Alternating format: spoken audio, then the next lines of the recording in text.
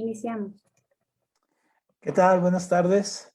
Bienvenidos de nueva cuenta aquí a nuestra sesión de todos los miércoles de la letra suelta, que es esta unión entre lazos químicos y un minuto, un libro, para tener un pequeño espacio de corte y brevarios culturales y de todo tipo que tenemos.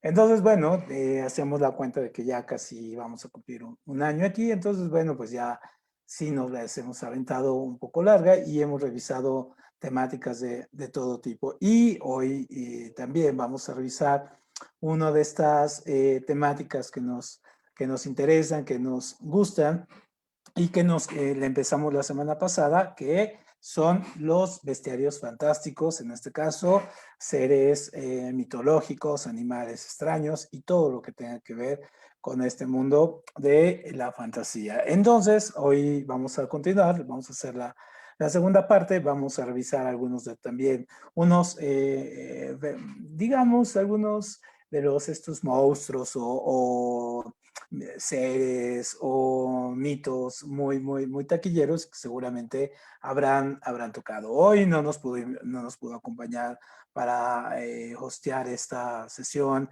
ni ninguno de nuestros pasados hosts. Entonces, bueno, hoy voy a tener que estar aquí, ni modo, perdón, pero bueno, así es a veces. Entonces, no, habíamos visto la semana pasada esta cuestión de por qué se crean estos bestiarios, por qué se crean estos seres fantásticos, por qué la mitología tiene un peso muy importante en lo que creemos, en lo que hacemos. Entonces, obviamente, comentábamos la semana pasada que pues sí, los mitos son relatos que se basan en las tradiciones, en las leyendas de los pueblos, de las comunidades, van pasando de generación en generación, tratan de explicar el universo, tratan de explicar la vida, las cosas que están a su alrededor. Y entonces, obviamente, le van agregando siempre elementos como elementos de la naturaleza, tratan de explicar el rayo, tratan de explicar la tormenta, ¿no? El río, y cualquier cosa que les sea desconocida, tratan de buscarle una explicación. Y la más lógica es atribuírselo a algo que tengan cercano, algo que conozcan, ponerle algunos elementos ahí de fantasía, de cuestiones que se van a conocer como paranormales, bueno, pues obviamente para poder tener esta explicación del mundo. Entonces, obviamente, los mitos, la mayoría de los mitos, como ahorita los vamos a ver y como vimos la semana pasada, usualmente están relacionados con algún tipo de deidad, ¿no? O alguna fuerza natural, pero no hay que entender que estos, que de generación a generación, también van cobrando su propia naturaleza. Entonces hay mitos que surgieron en Grecia, por ejemplo, y cuando llegaron a la Europa medieval, pues se transformaron, y luego cuando llegaron aquí con la modernidad a América también se transformaron, pero básicamente los mitos, y ya lo habíamos visto con Todorov, esta cuestión cómo se van particularizando, van creando sus propias leyendas y sus propias fantasías y se van mezclando y entonces van explicando el mundo. Entonces, obviamente los bestiarios, como veíamos también en nuestra sesión anterior, son muy importantes. Los bestiarios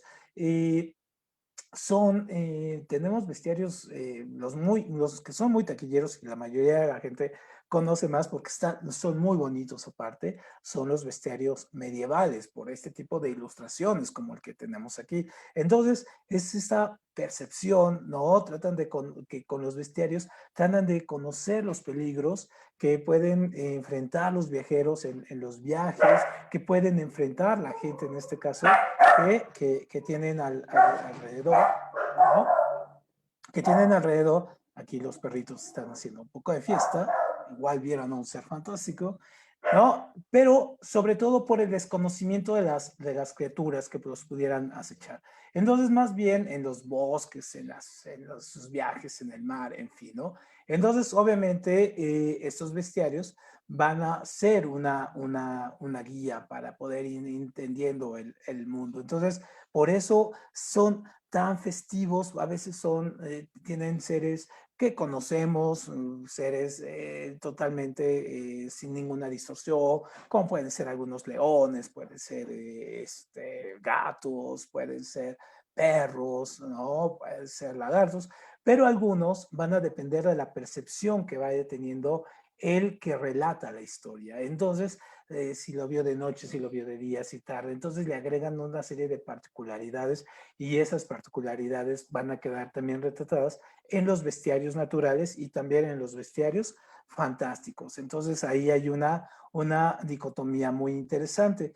Entonces, tanto los bestiarios grecolatinos, estos que desde que empiezan con estas narraciones de Siodo, ¿no? Por ejemplo, y los medievales, son tomados en cuenta al principio, o fueron tomados en cuenta al principio como si fueran libros acerca de la naturaleza, es decir, que fueran libros que retratan la naturaleza que les está tocando y hacer o fueran como pequeños libros de texto, libros didácticos para las incipientes y todavía que no existían las ciencias o la biología, pero ya va a comenzar, digamos que también se puede considerar como estos bestiarios como un prototipo de lo que después va a ser la zoología. Entonces, obviamente de los seres reales, ¿no? Porque recuerden que pues, tenemos estos imaginarios.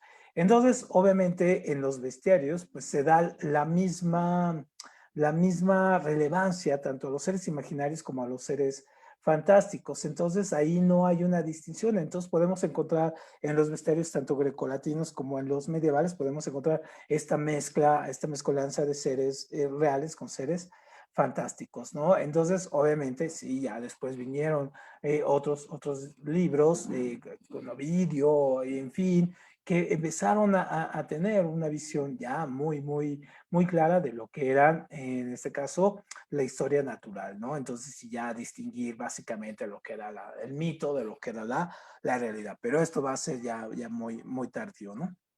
Entonces, una cuestión que también revisando, encontramos muchos de estos seres fantásticos, los podemos encontrar incluso en los mapas antiguos.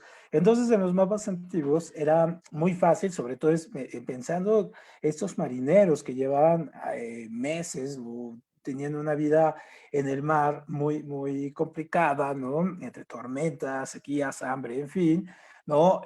Poder imaginar que ellos veían o se imaginaban a estos seres fantásticos. Entonces, cuando hacían la cartografía y hacían los mapas, pues obviamente en estos mapas se encontraban también, podemos encontrar estos seres que más bien reflejan la psique del marinero o del que está haciendo el mapa, ¿no? Entonces trata de entender este territorio marítimo tan complicado, trata de entender en este caso es los lazos que lo unen a él con el mar o con las tierras o con lo que está tratando de graficar. Y pues, obviamente también están ahí los miedos, ¿no?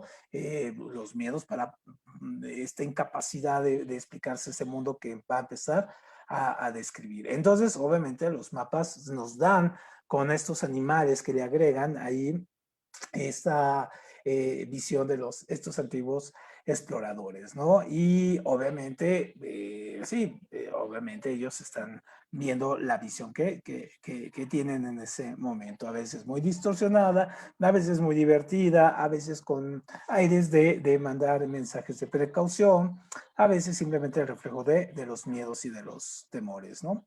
Entonces, eso tenemos. Entonces, obviamente los bestiarios van a tener un ingrediente sobrenatural, ¿no? Muy importante. Lo sobrenatural va a ser básicamente un factor que va a estar ahí atrás. Permíteme un segundito. Permíteme un segundito. Aquí tenemos, muy bien.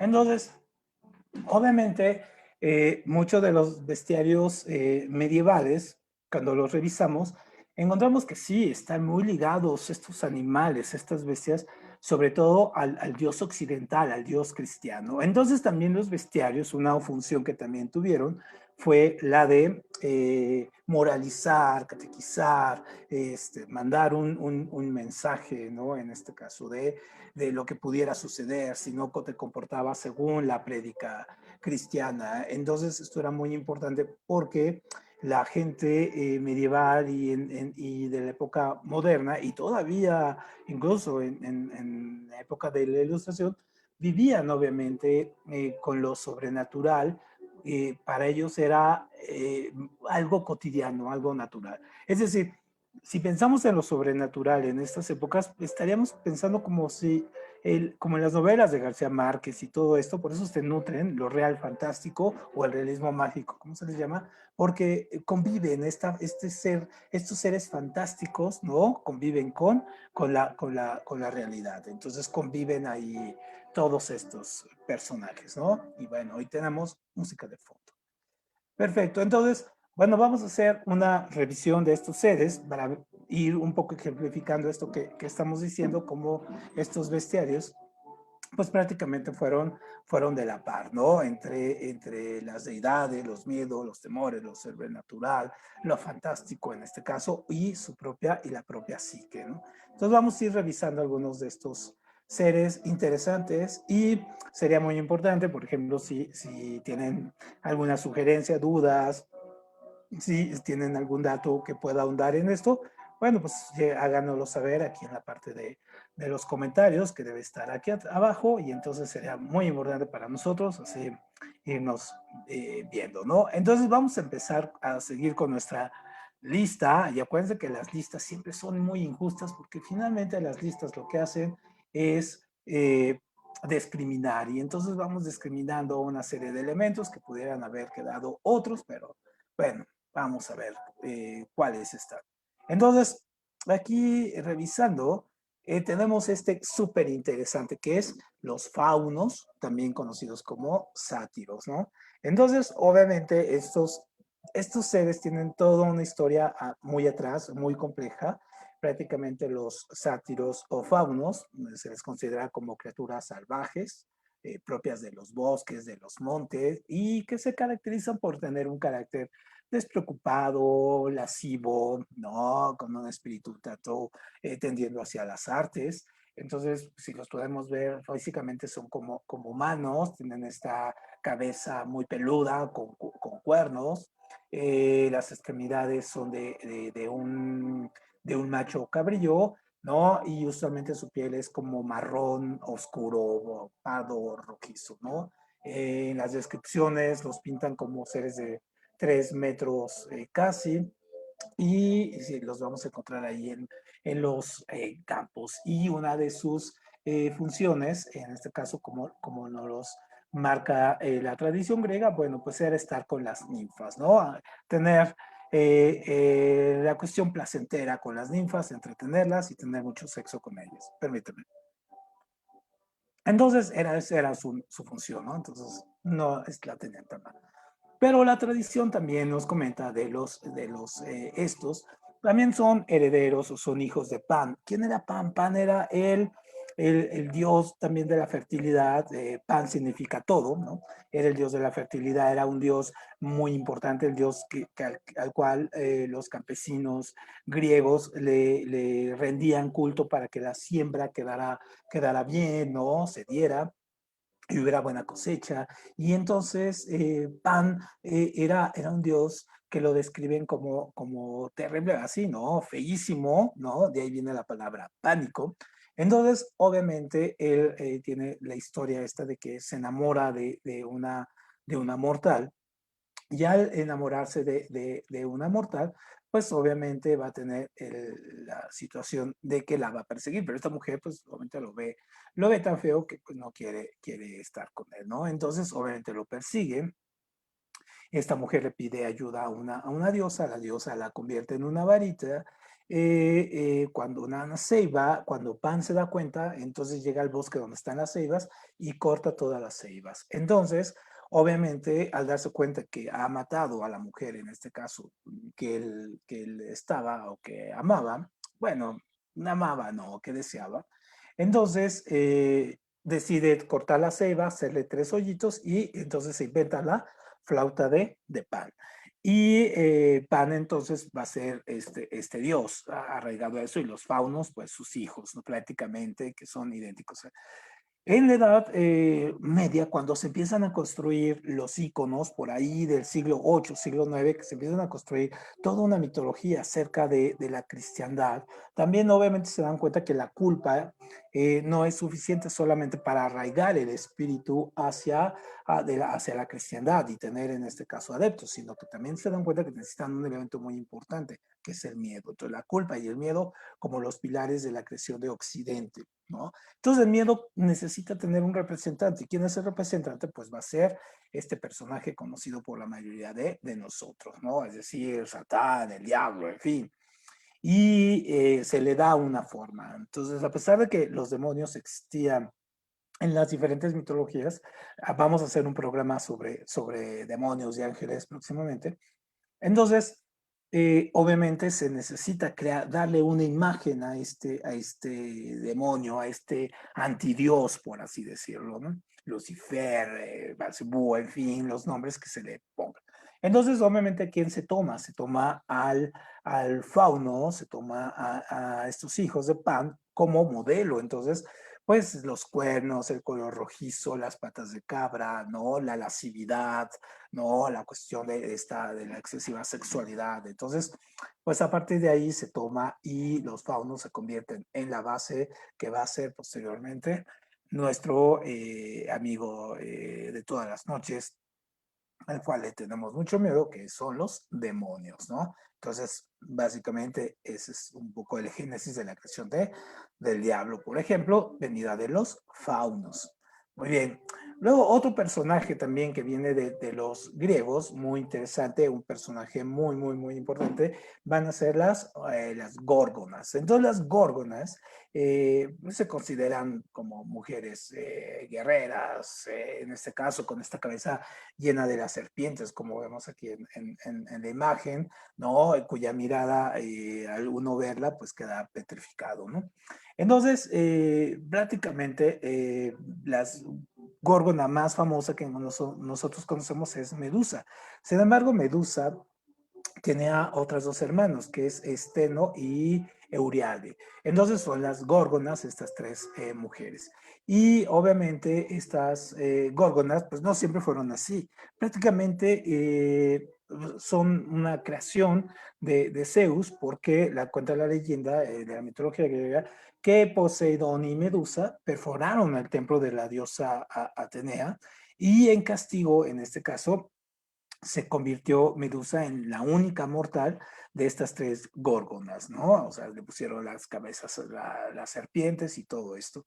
Y obviamente pasó de ser una mujer extremadamente bella, muy atractiva, ¿no? A tener este aspecto monstruoso junto con sus hermanas. Entonces, obviamente, también cuenta la leyenda que incluso salen muchas películas, ¿no? Estas películas de los 70 y una película muy, muy famosa que se llama Furia de Titanes, donde le cortan la cabeza para después matar a un titán que es un kraken, ¿no? Entonces pues, lo petrifica porque aún de que no tenga la cabeza, pues sigue viva.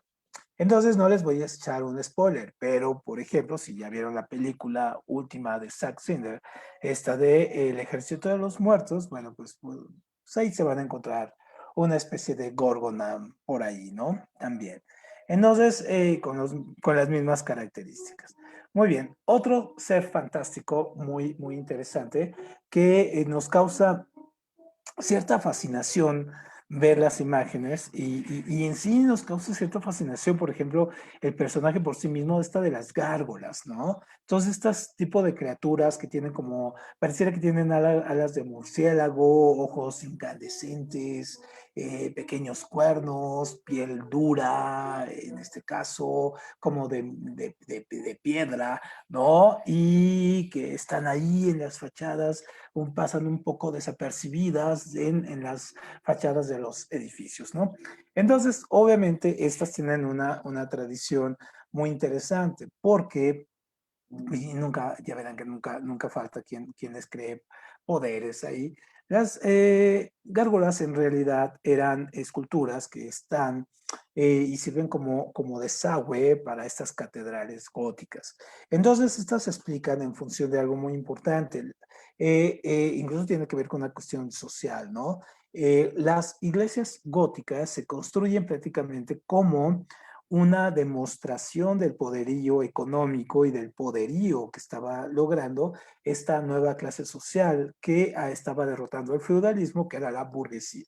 Entonces la burguesía comienza a financiar el nacimiento de estas grandes catedrales que lleguen hasta el cielo, que entre más altas se acercan al cielo y tocan a Dios, ¿no? Es decir, el poder económico que tienen ellas, quieren llegar a Dios y demostrar.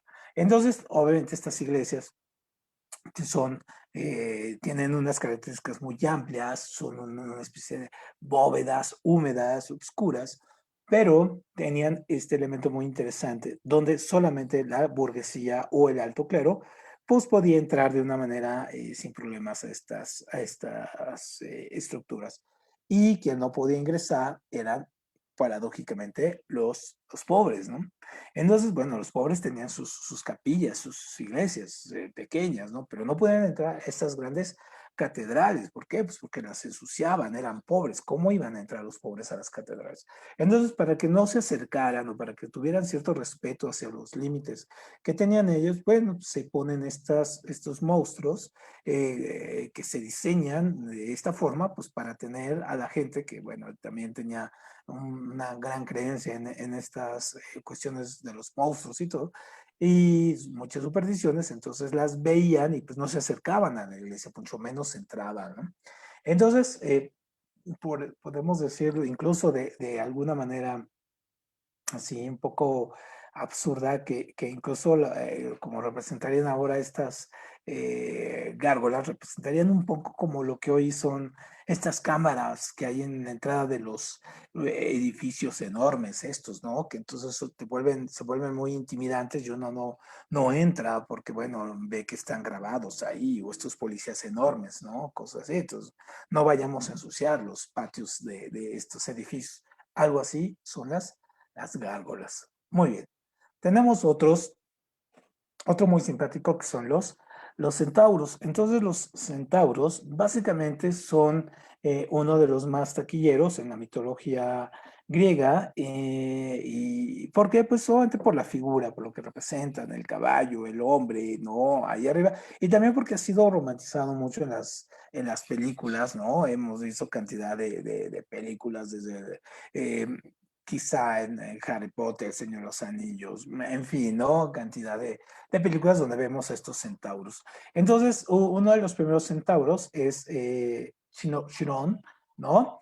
Que era un titán que entra en guerra con los dioses del Olimpo. Entonces, al entrar en guerra, este titán pues pierde ante los dioses y entonces como castigo al dios Apolo es el que lo convierte, en este caso, en mitad hombre y mitad caballo. Y obviamente es un poco una analogía, una metáfora de lo que significa la razón, y la razón y la luz, ¿no? Entonces, un poco simbolizando eso también los centauros. Entonces, obviamente hay muchas leyendas acerca de ello. Incluso eran seres inmortales, ¿no? En este caso Apolo no fue tan mala onda, sino le dio el don de la inmortalidad. Sin embargo, cuando es herido por una flecha venenosa en una de las batallas, pues él decide ceder, decide renunciar a su inmortalidad y se la da esa inmortalidad se la cede a Prometeo, ¿no? Es otro titán. Entonces, obviamente, Zeus, en agradecimiento de que a Prometeo le haya cedido su inmortalidad a cambio, se ha sacrificado, entonces crea esta constelación en el espacio, que es la que conocemos como Sagitario, ¿no? Entonces, la gente que tenga el signo Sagitario sabe muy bien quién es, en este caso, Citón, ¿no? Cirón, perdón. Perfecto. Otro de los muy, muy taquilleros, y aquí lo vemos incluso posando en una foto tomándose su selfie, pues son los elfos, ¿no? Entonces los elfos tienen tantas distorsiones, o sea, son como de estos seres mitológicos completamente distorsionados de cómo son concebidos en la tradición o en la mitología nórdica. ¿Y por qué están distorsionados? Porque lo hemos visto en el lenguaje cinematográfico, en El Señor de los Anillos, son grandes protagonistas, ¿no? Así güeros, bellos, enormes, ¿no? Pero también en películas, o insisto, ¿no? Como esta de Harry Potter, donde los vemos así pequeños y todo, y hay uno que se muere y todo el mundo llora. Entonces, más bien los nórdicos y los germanos que crean esta tradición de estos seres, entonces ellos son como deidades menores para los nórdicos y germanos, son deidades menores para la fertilidad. Entonces, no hay una concepción en estos escritos nórdicos que nos digan exactamente cómo son, ¿no? Entonces, lo único que hay son menciones a que son espíritus poderosos y hermosos. Quizá de ahí esta concepción de que sean así súper guapos y tú dices un todo ahí con las orejas puntiagudas y todo ello, ¿no? Pero pues hay algunos mitos que hablan de unos que de una gran belleza, que viven en los bosques, ¿no? En las cuevas, en las fuentes, ¿no? Y se consideran inmortales y con poderes mágicos. Entonces, también los podemos conocer simplemente como duendes, ¿no? También, o sea, en los nórdicos a los elfos los consideran duendes de los hongos, ¿no? Que después van a ser en la concepción ridícula los pitufos. Pero obviamente los elfos van a ser retomados y todo se vuelven muy taquilleros a partir de que Tolkien los inmiscuye como uno de los personajes claves en esta saga del Hobbit, del Señor de los Anillos y del otro libro, ahorita se me fue el nombre, muy interesante, muy importante, Saramelión, algo así se llama, de Tolkien, ¿no? Entonces, obviamente, ahí cobran la fisonomía como cultura, como religión, súper sabios, inteligentes, hermosos, y luchando contra estas fuerzas oscuras, ¿no? Pero, insisto, para los nórdicos y los germanos, los elfos son simplemente duendecillos cualquiera, ¿no? Duendecillos latosos. Perfecto. Luego entonces tenemos a su contraparte, ¿no? Que tenemos a los orcos. Y entonces los orcos en la visión de Tolkien, ojo, muy importante porque hay que hacer la acotación, en la versión de Tolkien los orcos son elfos que han sido tomados por el personaje malo Sauron y entonces son convertidos o fueron muertos y son convertidos una especie de zombies todos dañados, feos, en fin, ¿no? Todos deformes. Sin embargo, los orcos ya existen e independientemente de la mitología nórdica y germánica, ya existían en la mitología celta, muy importante. Entonces, acuérdense que Tolkien lo que hizo fue agarrar de aquí, de acá y de allá, meterlos en una licuadora e involucrarlos a todos, ¿no? Como lo que hizo la escritora de Harry Potter, que también agarró y metió y todo ese asunto. Y esto no está nada mal, digamos, es en las literatura fantástica es muy común encontrarnos este tipo de estructuras, ¿no? De estas mezcolanzas. Entonces orcos, más bien, les digo, vienen de los celtas y fueron inventados por los celtas para poder dar una especie de explicación a los hechos muy sangrientos y asaltos que acontecían comúnmente en los bosques y en los campos celtas, ¿no? Entonces, una de esta palabra de orco derivó en otra palabra, que son los ogros, ¿no? Y bueno, ya conocemos al ogro más famoso, que para nosotros es Shrek, ¿no? Que también son usadas y han sido usadas en todas las estructuras y que los vemos así como seres enojados, siempre disgusto, y que cuando alguien es muy enojón, pues usualmente le decimos que es un ogro. Y cuando éramos niños, bueno, al menos a mí me tocó, nos asustaban, el coco era una especie de ogro, ¿no? Así va a venir el ogro y te va a llevar, ¿no? Entonces, obviamente, ya después cuando lo vimos en la obra de Tolkien, pues ya vimos que no eran tan malos y tan espantosos. Muy bien. Luego, otro muy taquillero, en este caso son los minotauros, ¿no? Todos los minotauros son este monstruo mitológico que viene de la tradición griega, que es este ser con cuerpo de hombre, un cuerpo fuerte así de hombre y cabeza de toros. Y su nombre significa básicamente toro de Minos. Y él era hijo de Pasífae y el toro de Creta, y un toro de Creta, que básicamente ese toro era Zeus, ¿no? Entonces se enamoró de Pasífae, ¿no? Se enamoró de Pasífae, tienen un hijo y era enojada, entonces convierte a Pasífae, la convierte en un toro, ¿no? Y de ahí surge este toro, este hijo. Entonces, Dédalo, el de la historia de Dédalo e Ícaro, que era un gran inventor, es encomendado para hacer un laberinto en donde quede ahí este personaje, el Minotauro, ahí encerrado. Acuérdense que el laberinto para los griegos significa la inteligencia, ¿no? O sea, significa esta parte como de la búsqueda, el cerebro, en fin, ¿no? Entonces, este laberinto va a ser puesto en la isla de Creta y de ahí se crea toda esta tradición de que cada año se deben de poner 7 hombres y 7 mujeres para llevarlos como sacrificio, que se pierdan ahí, que esta bestia mitológica se los coma, ¿no?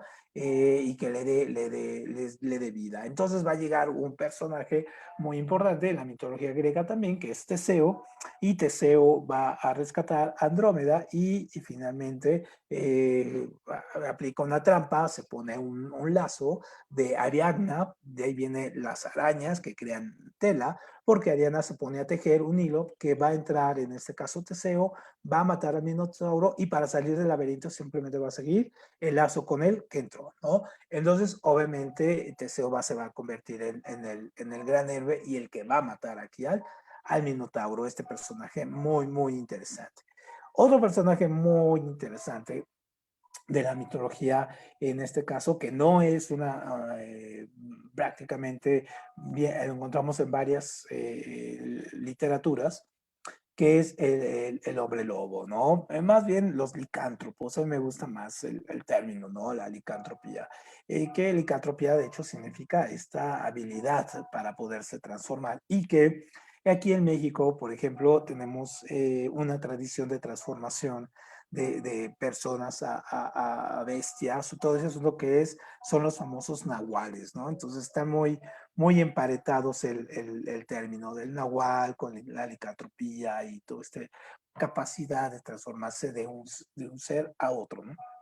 Entonces, la licantropía, pues obviamente viene o esta historia de los licántropos viene también, digamos, la más vieja viene de los griegos, ¿no? Viene a través de el rey de Arcadia, que es Licaón. Licaón, en este caso, al ser un rey, de ahí viene licantropía. Eh, Incluso esto lo narra Ovidio en su libro este de las Metamorfosis, es convertido en un lobo rabioso como una respuesta al intento de servir carne humana, ¿no? Entonces, obviamente, la carne humana, incluso Zeus lo castiga cuando quiere servir carne humana de su hijo, ¿no?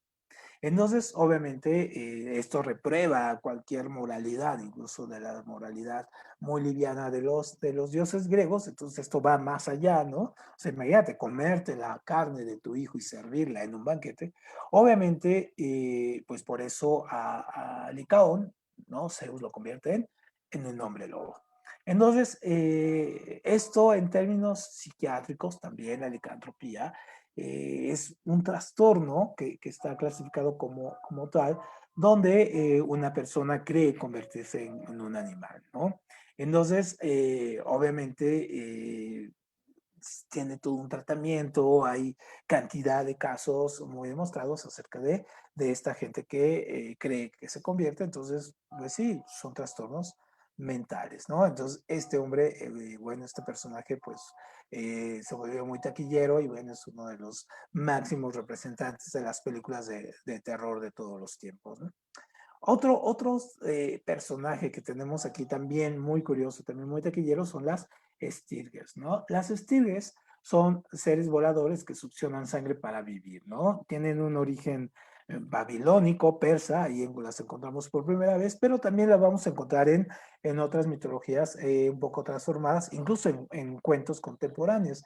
Entonces, si nos fijamos bien un poco en la figura, que es un poco, trata de ser fiel a los relatos, pareciera que es una forma de pájaro, con alas de murciélago, ojos amarillos, ¿no? Son ojos como de insecto, cuatro patas, ¿no? Con las que agarran a sus víctimas, y tiene un pico con el cual succiona la sangre a sus víctimas. Entonces, obviamente, una vez que estos seres han comenzado a succionar, en este caso, la sangre, es imposible separarla del cuerpo. Entonces, uno de estos personajes, lo encontramos en estos cuentos de amor, locura y muerte, de Horacio Quiroga, en un cuento muy famoso que se llama el, el, la almohada, no, el almohadón de plumas, ¿no? De Horacio Quiroga. No les cuento el cuento, no se los echo perder. Léanlo, Horacio Quiroga, el almohadón de plumas, y en cuentos de amor, locura y muerte. Es muy famoso. Y entonces ahí vamos a encontrar una estirgue en ese cuento. Otro de los seres también muy famosos, incluso le da el nombre a un comportamiento social, sobre todo muy agresivo, ¿no? O incluso muy hipócrita, que es el de las arpías, ¿no? Todas las arpías, en este caso, que pueden escribirse con H o sin H, ¿no? Son seres que parecieran a lo lejos seres muy hermosos, mujeres muy hermosas, aladas, ¿no? Sin embargo, cuando los vemos ya de cerca, pues ya son monstruos, ¿no? Entonces es un poco como el efecto Manet, de que vemos las cosas de lejos, las vemos de una manera y ya cuando nos acercamos vemos la realidad. Entonces, obviamente, estas arpías tienen esta capacidad de ir y molestar a las personas, estar a su alrededor, volarlos y hacerles sufrir. Entonces, las primeras que nosotros encontramos en la mitología son estas que le pone Zeus a Fineo, ¿no? Que Fineo había cometido un ilícito que le molesta a Zeus. Entonces, obviamente, estas arpías, y era ciego aparte, entonces le pone alrededor unas arpías que cada vez que él va a comer, entonces se le acercan y no lo dejan comer o le roban la comida, y entonces Fineo pues obviamente apenas puede comer algo del banquete que le sirven todos los días, ¿no? Entonces, obviamente, estos seres, pues como comportamiento social lo vemos así, ¿no? Las arpías, esta gente que habla mal de uno, que es agresiva, que es mala onda, que está ahí, ¿no? Revoloteando alrededor de nosotros. Y también una escena que podemos ver a estos seres, es en esta película de Jasón y los Argonautas, esta película tan interesante con estos efectos de stop motion de Harryhausen, donde podemos ver a estos seres, ¿no? A estos seres ahí atacando a este personaje. Entonces, sí, sí, entonces ahí podemos ver estos personajes ahí revoloteando, ¿no? Con el pobre Fineo. Y entonces, bueno, échenle un ojo a esta película, sería súper interesante. Muy bien, otro de los seres, en este caso que tenemos, uno muy, digamos, buena onda, tranquilo y todo ese asunto, pues es Pegaso, ¿no? Entonces, Pegaso, en este caso, él es el caballo de Zeus, ¿no? Es un caballo dorado, así alado, hermoso, fuerte, que puede volar así entre tormentas, entre lluvia, en fin, ¿no? Entonces, básicamente es el caballo, el transporte del dios principal, en este caso de Zeus, ¿no? Entonces, este es súper interesante ¿Y por qué? Porque es muy taquillero, sobre todo porque representa mucho este tipo de comportamiento naif de las sociedades, ¿no? Es decir, es muy aspiracional, muy de la imagen de la buena onda, de la felicidad, del comportamiento políticamente correcto, ¿no? Así del caballo, este es bonito, blanco, alado, ¿no? Que nos lleva cual águila por el mundo. O sea, si se fijan, es completamente diferente a estos seres mitológicos que vemos, que son eh, agresivos, monstruosos, en fin, todo esto. No, este es todo lo opuesto, es como el unicornio, ¿no? Así el buena onda, el tranquilo, el que todos quieren tener un Pegaso. Incluso hay una serie, seguramente habrá alguien que nos ve aquí, que recordará esta historia de los Caballeros del Zodiaco. Y entonces el principal personaje, Sansella, ¿no? Era el Pegaso, ¿no? Era el mero mero y tenía al Pegaso como su aliado. Muy bien, entonces otro de los seres fantásticos que tenemos aquí es un ser fantástico que es de alguna manera es muy, muy extraño, que son en este caso el Leviatán. El Leviatán en este caso, pertenece a la tradición hebrea, la mitología hebrea, y es una mezcla entre una serpiente de mar y la ballena. Entonces, él, incluso hay textos bíblicos donde ya se habla de él, en el libro de Job, ¿no? Ya hablamos de él, y se piensa que es un monstruo creado por el mismo Dios que simboliza el mal. Si se fijan aquí las concepciones que vemos del mal y los monstruos y todo eso, como el diablo y todo, o sea, no siempre han tenido la misma forma, o sea, han ido mutando. Entonces, Leviatán fue esto, ¿no? Entonces, en el libro este de Job ya viene representado aquí y se come, es una especie de cocodrilo que se come al ganado del pobre Job que le va en feria, ¿no? Y que es parte del juego de una apuesta entre el mal y el bien por ver a quién respeta más Job, ¿no? Entonces se le describe como un cuerpo con escamas, una especie de serpiente, ¿no? Como si fuera un dragón, en este caso sin alas, ¿no? Y entonces, pues, que azotaba a los marineros. Después, el filósofo Hobbes va a tomar a este monstruo como referencia para hablar de él como el Estado, ¿no? Tomar una metáfora del Estado. Es decir, el monstruo Leviatán es como la representación de toda la unión de todos los seres humanos que forman este monstruo que necesitan ser guiados por una cabeza, que va a ser el rey. Bueno, prácticamente es la explicación que trata de dar Hobbes para explicar el absolutismo y justificarlo, ¿no?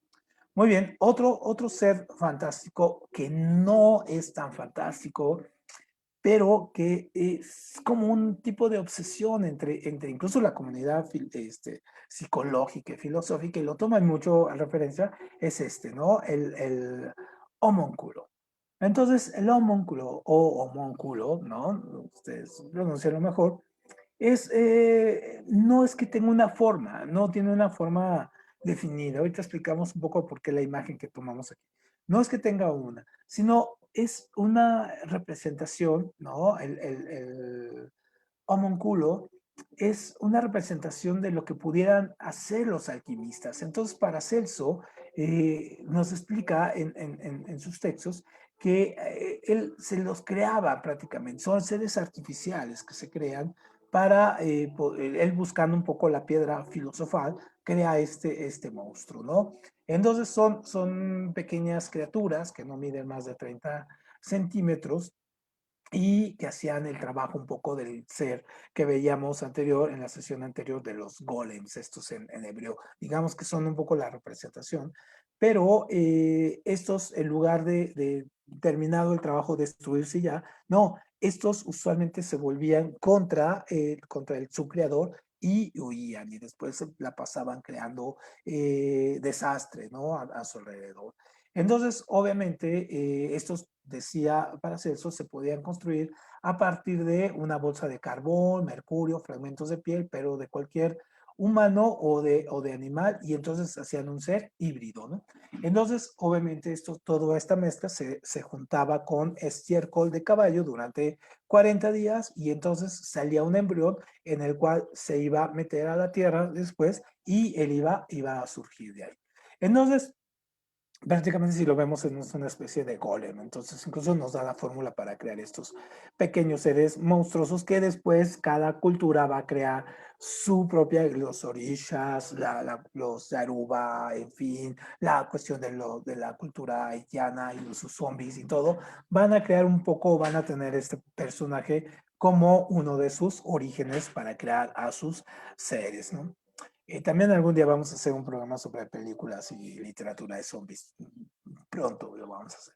Entonces, ¿por qué pusimos esta imagen? Porque los psicólogos tienen algo que se llama el síndrome del homúnculo. Entonces, que puede reflejar un poco la cuestión de cómo la corteza cerebral refleja la importancia del cuerpo. Entonces, por ejemplo, si vemos el personaje tiene la lengua, los labios y las manos y los pies muy grandes, es decir, así es como nos percibimos.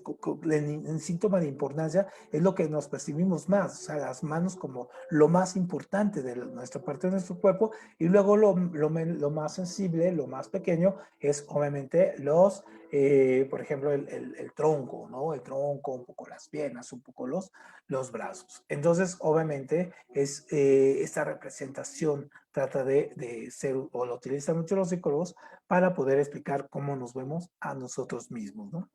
Ya casi terminando, vamos a ver esta otra figura de la literatura que les recuerdo que cuando hagamos este programa de ángeles y demonios los vamos a tocar mejor, que son los sucubos y los incubos. Entonces, obviamente un sucubo es un demonio femenino que aparece en los sueños en forma de una mujer humana y seduce a los hombres, ¿no? Entonces, estos son extremadamente sexuales, son de ese tipo de posesiones demoníacas donde el sexo se convierte en el factor clave, en el vaso comunicante.